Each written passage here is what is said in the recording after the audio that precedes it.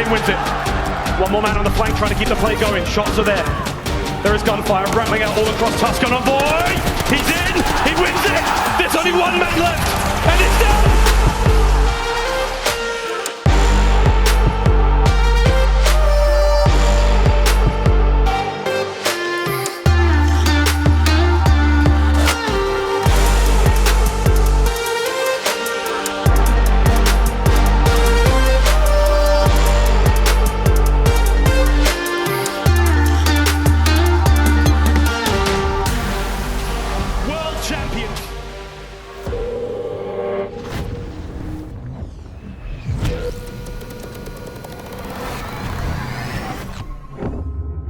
What is going on, you guys? And welcome back to your channel. It's been a very long time since I have said, or since you guys have heard that intro. Couple of small life updates. I got like a haircut. My setup's a little bit different. I won champs. Just like super small things going on in my life since the last time I uploaded. So, you know, back to YouTube we go. In all seriousness, though, it has been a minute since I've uploaded. You guys are well aware. I get tweets all the time about it. And I just want to take this video to obviously talk about winning champs, talk about the Vanguard season and my team and stuff, but kind of speak on the plans moving forward as well.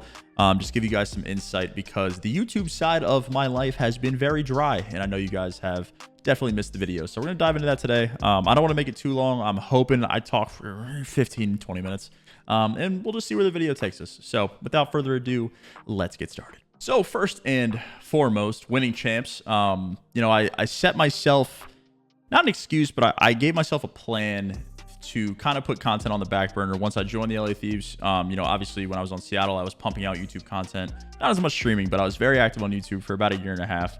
And once I joined LAT, I knew that that was the moment and the best chance that I had to win a championship in years. So I wanted to put as much time and effort into the game as I possibly could, and obviously that the YouTube side of things greatly suffered for that. I really haven't been uploading for about a year now, so it was worth. You know, I did what I set out to do. We went back to back. For those of you guys that aren't aware, we won Major 4 and COD Champs. That was the only thing that I had left on my accolade achievement board that I hadn't done yet, was winning champs. So did that shit. Vanguard's probably my favorite COD ever. Completely unbiased opinion. You know, Vanguard, it really wasn't that bad. No, I'm just completely kidding. So the plan moving forward into the off season, just going to breeze over things really quick and then I'll get more in depth. I'm going to be streaming a lot more. So if you guys aren't following me on Twitch, highly suggest. Link is in the videos, every video's description for the last year and a half. I'm going to be streaming a lot more, a lot of like Apex, DBD, just a bunch of very random variety games, whatever I feel like doing. Might do some old school COD, S&D chows. Stuff like that, but neither here nor there. Stream is going to be plentiful. I'm going to be uploading. It's not going to be regular like it was before, every other day, but I'm going to have videos coming out more frequently than never, which is cool. And I think that I just want to start to build my brand and my content back up to where it was before I kind of took the leap into competing for this season. You know, my brand and you guys suffered pretty greatly in terms of content, so I want to get back to that. That's #1 goal for me moving forward for this offseason and even into next year as well. I'm still going to approach competing and stuff with the same mentality. It isn't one or the other. Granted, when you can focus all of your energy on one thing or another, it tends to be a little bit more extreme, but I think I've found a decent middle ground going into next season with content schedule and stuff like that. So I'm going to do my best. I'm not going to promise you. You guys have been following me for any stretch of time whatsoever. You know, I'm not that consistent with content, but we're going to try nonetheless. So talking about Vanguard, my team, the LA Thieves, champs, this was the only tournament that I had left, and my team put 1000% effort into this entire season. And I said it, I think it was the Major 4 post or pregame or something like that on the LA Thieves channel. I said that my roster was the only team that has played every single match or anything competitive with the entire roster and never changed the entire season. And people said Faze, but Preston subbed in. That was just a little thing. But, you know, we got a lot of criticism throughout the entire year. At every point, or at some point during the year, every single member of my team has been told that they should have been dropped, retire. I'm a stat patter. Dylan can't play 4v4 COD or in a system. Ken's past his prime. He can't run a sub. He's detrimental to the team.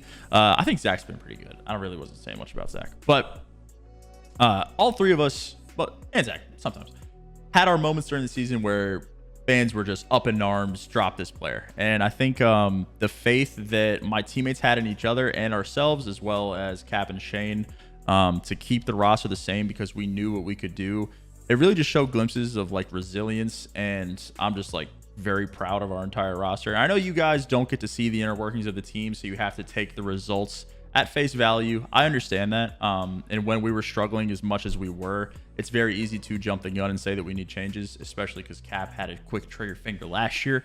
But I think it was definitely a leap of faith internally, with Eric and Shane and Cap and all those guys to not change the roster because, again, we saw glimpses in scrims and matches and stuff of what could be.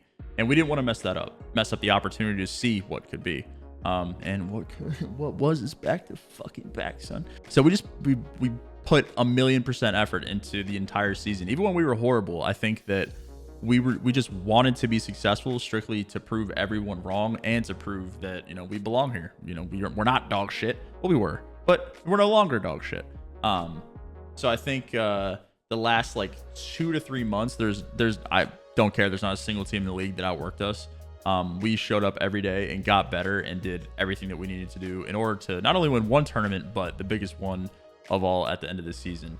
I think that the system that my team developed was the best in the league. I think our teamwork was the best in the league. I think communication, just everything culminated at the end of the year. And it reminds me very much of United and Black Ops 4, how my team, 100 Thieves, played very well throughout the season. And then at the end of the year, United really peaked. They played the game the best. They had the best teamwork. They had the best performances from their entire roster.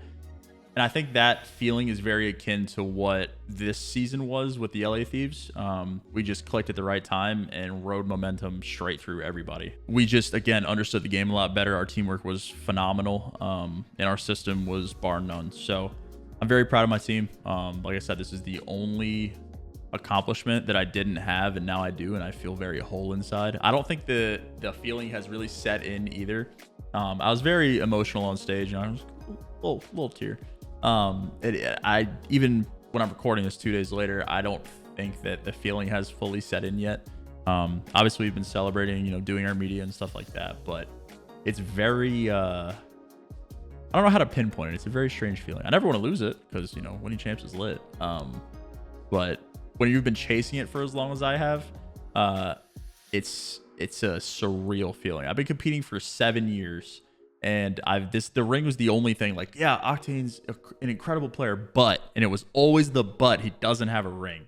So I think now, not even for everyone else's opinion on me, I think for myself, it's I've been putting my entire life into this, or a third of my life into Call of Duty and competing, and seeing the results is just I can't even begin to describe the feeling to you guys. And you guys know that I have to give credit to the guy that transformed our entire practice mindset, our entire roster, and made us a winning team again, and that is Shane. I could sit here for 30 minutes and talk to you guys about how important he was to our roster and how integral he was to the success of this team. This guy came in and it felt like overnight the vibe and the atmosphere of the team was completely different. It's not that we weren't trying before, but I think that we were going about it differently, and we were focusing our efforts in areas that we wouldn't see success, or we wouldn't see a return for how much we were putting in, if that makes sense. So we were very hypercritical of ourselves. We would go into practice every day and try to pick apart every little thing. And I think Shane brought a different mentality, and we changed our effort from trying to overanalyze. We took a step back and we kind of distributed it a little bit more throughout different aspects of our practice, and that just made us fucking infinitely better. It felt like overnight. We got us watching VOD and way more after practice and stuff.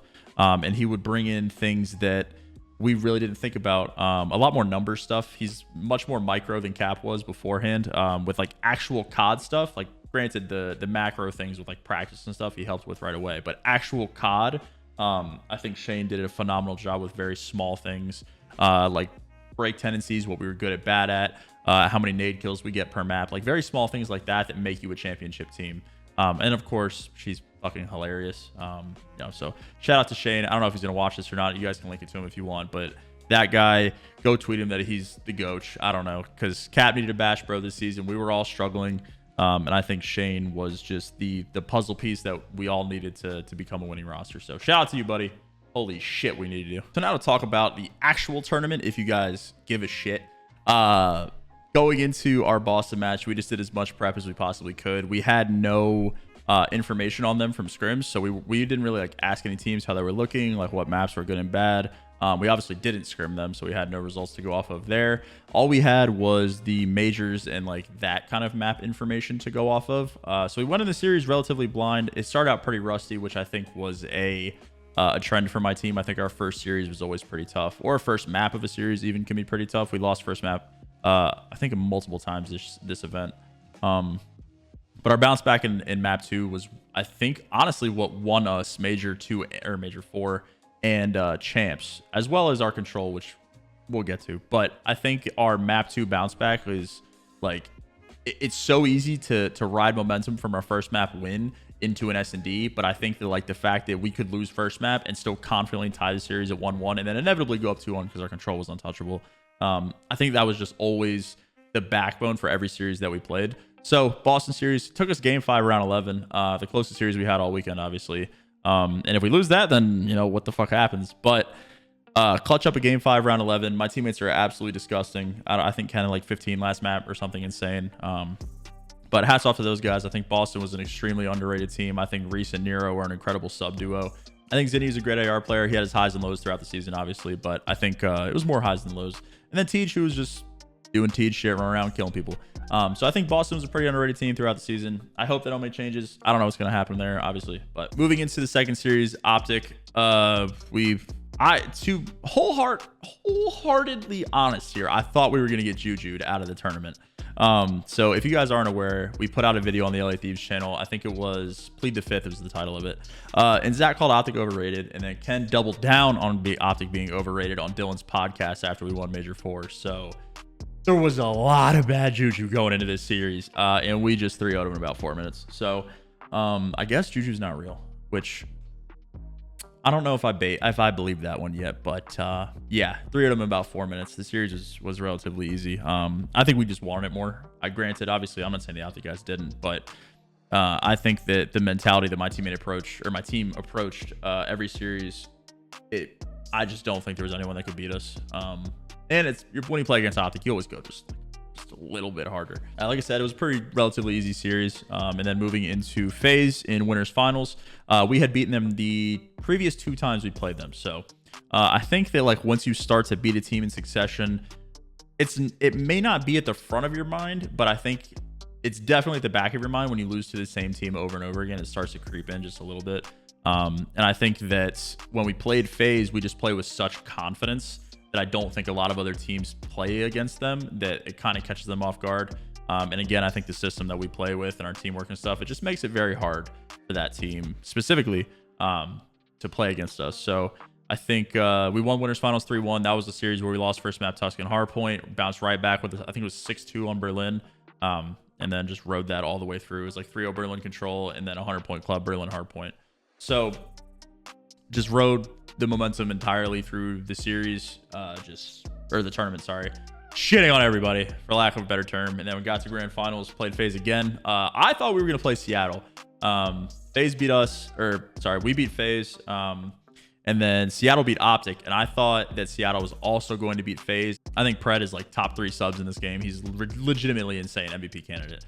And I think that Faze wasn't mentaled, but I thought that because of how many times Seattle had beaten them in close series, I thought it was going to be just another one of those, and we would play Seattle in the final. But Faze ended up just beating them relatively handily. Well, not handily. They won double Tuscan offense, but we're not getting into that. Played Faze in grand finals 5-2. We won the first 4 maps in 30 minutes or so. It was a very quick first 4 maps. And then they started to bring it back a little bit. We played Bocage S&D map 5 to close it out. We lost that shit because Bocage, we don't play that. And then the Berlin Control was map 6, and me specifically, I kind of got shit on a little bit.